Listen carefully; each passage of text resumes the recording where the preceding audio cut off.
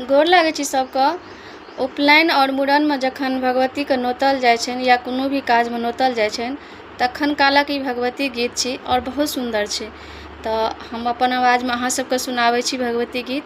अगर नीक लागत अहाँ सब अपन आशीर्वाद हमरा भेजब। जय माँ भगवती। कथी के झाँपा है मैया,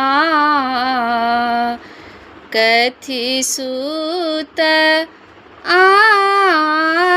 आचर आहे मैया, कथी केरा घुंघरू लागब हे कोयला के झाँपा है मैया, पट सूत आचर आहे मैया, सोना रूप घुंघरू लागब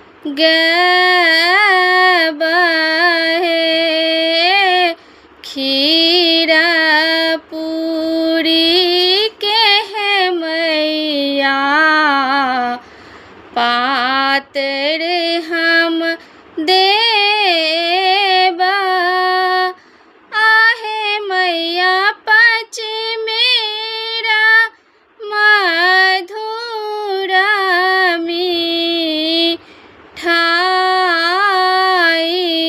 है, बरुआ के माए बाप है मैया,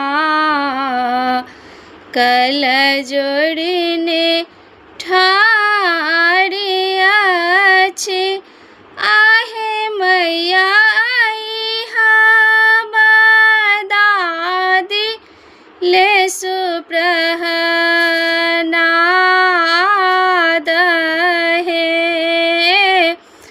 उजरा छागर है मैया, धूरा बान्हाएब आहे मैया, करिया छागर के देब